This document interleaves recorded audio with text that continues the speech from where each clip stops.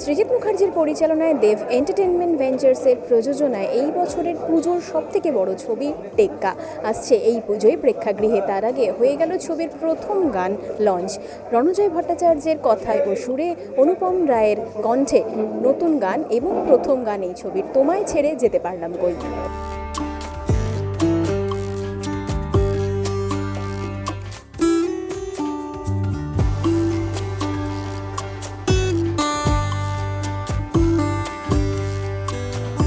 তারা আমার এই গানটা এই জন্য বেশি ভালো লাগে, কারণ এটা প্রত্যেকটা মানুষের কথা, যে ভালো লাগলে, খারাপ লাগলে, মন খারাপ হলে, মন ভালো হলে যেই শব্দগুলো মাথায় আসে, আমার মনে হয় কি সেই শব্দ এবং সেই ইমোশনটা বা যেই জিনিসটা থাকে একটা মনের মধ্যে, সেইটা কোথাও যেন এই গানের মাধ্যমে অনেকটা ফুটে উঠেছে এবং কোথাও যেন রণজয় জাস্টিফাইড করেছে যেইটা আমরা খুঁজছিলাম এই ছবিটার সঙ্গে যেটা যায়। তো সেখান থেকে আমার খুব প্রিয় একটা কম্পোজিশন।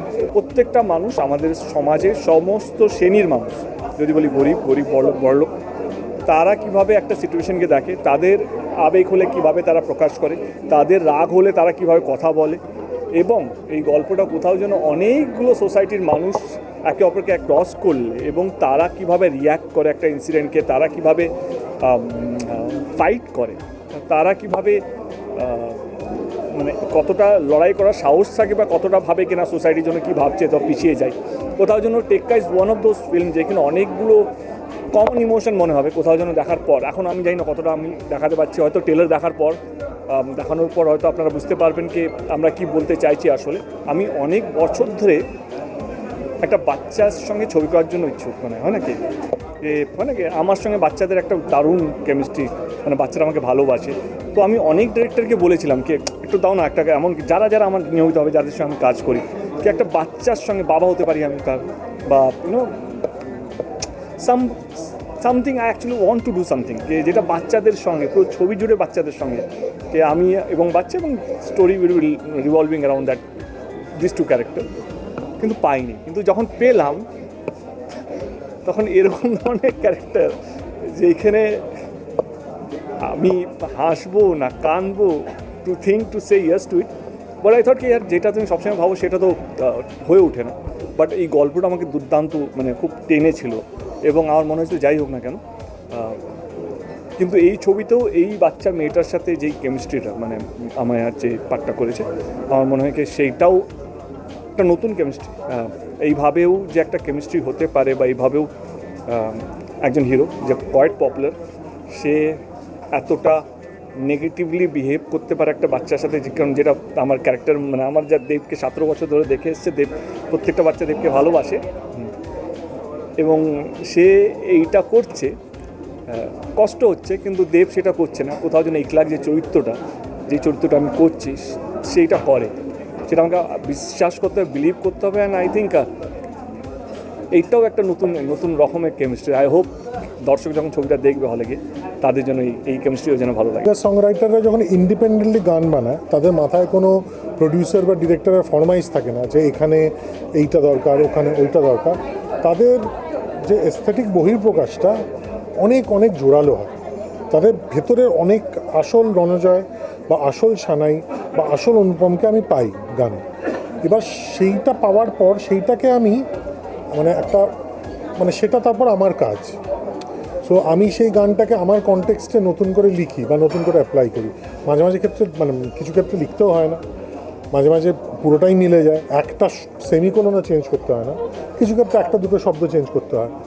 কিন্তু এই যে অ্যাপ্লিকেশন, আমার মনে হয় এইটা আমার স্পেশালাইজেশন। একটা গানের সার্থকতা আমার মনে হয় সেই শাশ্বত অপিলে, যেটা যে মানুষটা সিনেমাটা দেখবে না তার কাছেও গানটা কিন্তু সারা জীবন থেকে যাবে। এবার গানের থেকে বড় পোস্টার বা হোর্ডিং হয় না। একটা গান একটা ছবিকে যেভাবে মানুষের মনমে পশিয়া দেয়, সেই অর্থে খুব কম জিনিস করতে পারে। সো সেক্ষেত্রে ওই ইউনিভার্সাল অপিলটা খুব জরুরি। তার মনের মধ্যে যে আমি ঢুকবো, তার স্মৃতি, তার বেদনা, তার যন্ত্রণা, তার জীবন, তার রিলেটেবিলিটি, এইগুলোর মধ্যে ঢুকবো, কিন্তু ঢুকবে আমার চরিত্র। স্বস্তিকার অভিনয়ের যে রেঞ্জ, সেটার আইডিয়াল যদি কোনো শো রিল হয়, সেটা হলো ওই শটটা শুরুতে, তারপর মাঝখানে, তারপর শেষ হওয়ার একটু আগে এবং শেষে, এই যে চারটে ইমোশনের মধ্যে দিয়ে একজনের জার্নি, সেটা ওই মুখটা যেন একটা সাদা ক্যানভাস এবং তার মধ্যে শিল্পী একটা একটা করে অনুভূতি আবেগ আঁকতে আঁকতে গেছে, শেষ করেছে ওই মুখ মোছা দিয়ে। সো এই যে এই ট্র্যাক শটটা, এটা আমার মনে হয় ইট captures the range of Swastika Mukherjee as an actress. ওটা খুব শক্ত ছিল, ওই শটটা খুব শক্ত ছিল, কারণ ওর আগের ঘটনাগুলো তো অবভিয়াসলি কেউ জানে না, কেউ দেখতে পাচ্ছে না। তার আগের ঘটনার পরে ওই শটটা আমরা মনে হয় তিনটে টেক নিয়েছিলাম, অ্যান্ড কেওয়াস, মানে দেয়ার ওয়াজ কেওয়াস, মানে 100 জন লোক, তার মধ্যে দোকান খোলা, তার মধ্যে অফিসের লোকজন রাস্তা দিয়ে যাচ্ছে, তার মধ্যে রিজু একটা মাইক নিয়ে আমাকে বোঝাবার চেষ্টা করছে যে এটা একটু 2 পয়সা কমাও, ওটা একটু 2 পয়সা বাড়াও। বাট হ্যাঁ, মানে আমি শটটা হওয়ার পরও যখন বলছে হয়ে গেছে, আমি তখনও ভাবছি যে ঠিক হলো তো। পরের দিন এসে জিজ্ঞেস করেছিলাম যে আগের দিনে শটটা ঠিক হয়েছিল তো, because I did not understand. পাতাল লোক রিলিজ করার পর বম্বে হঠাৎ জেগে উঠে বললো, আরে বাবা, স্বস্তিকা মুখোপাধ্যায় দারুণ অভিনেত্রী।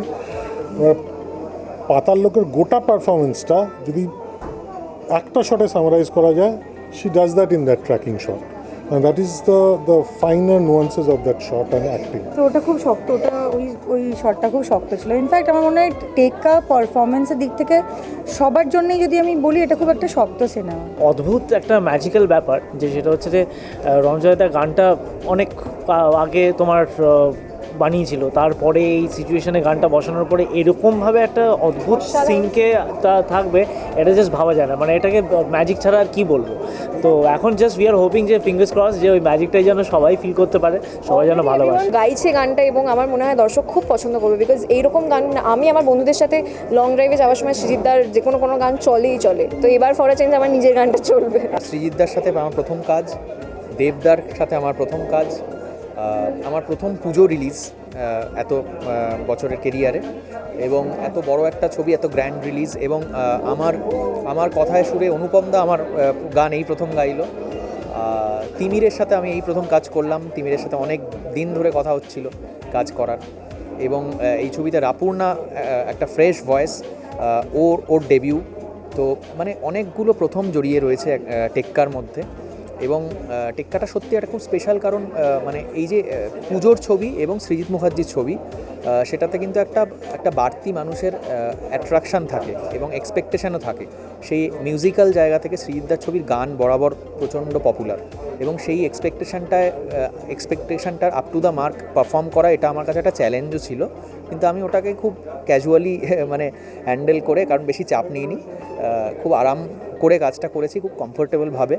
এবং দেখা যাক, মানুষের তো গানটা যতটা শুনেছে মানুষ, আজকে ফার্স্ট গানটা রিলিজ হলো, মানুষের ভালো লাগছে, এবং দেখা যাক হোপফুলি পুরো অ্যালবামটা মানুষের ভালো লাগবে। এবং এই তোমায় ছেড়ে যেতে পারলাম কইয়ের একটা ফিমেল ভার্সান গিয়েছে রাপুর্ণা, মানে she has a very unique voice, খুব ফ্রেশ একটা ভয়েস, সেটা মানুষ শুনলে বুঝতে পারবে। অসাধারণ লাগছে, এরকম তো you don't get an opportunity like this every day. Instagram থেকে শুরু আমার জার্নি।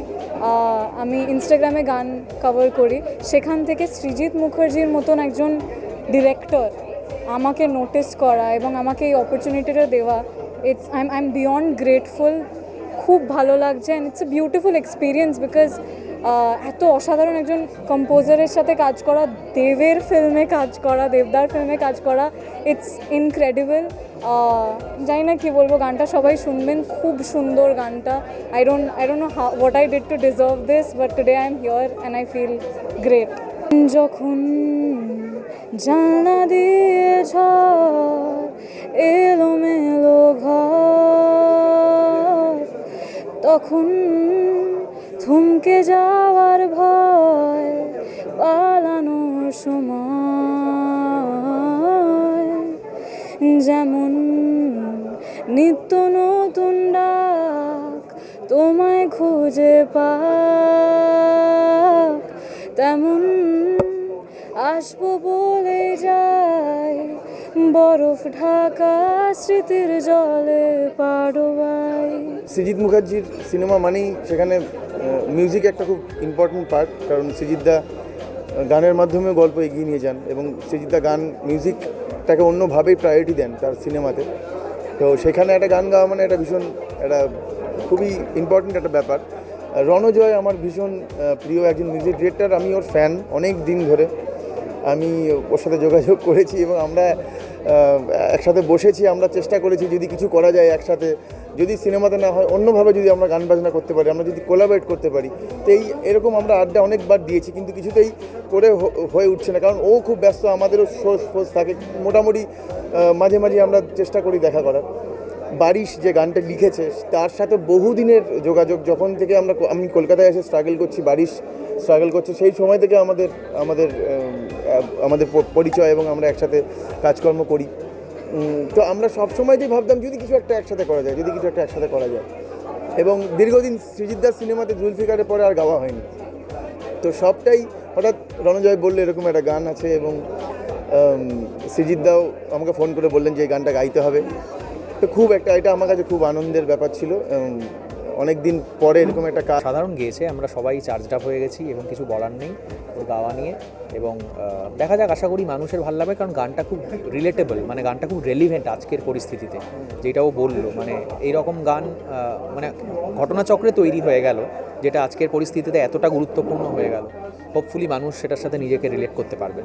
পুজোর আবহে 8ই অক্টোবর মুক্তি পাবে প্রেক্ষাগৃহে টেক্কা। ছবিতে রয়েছেন দেব, রুক্মিণী মৈত্র, স্বস্তিকা মুখোপাধ্যায় সহ আরও অনেকে। এরকম বিভিন্ন আপডেটের জন্য চোখ রাখুন মিউজিক বাংলায়। এনজয় সারাদিন।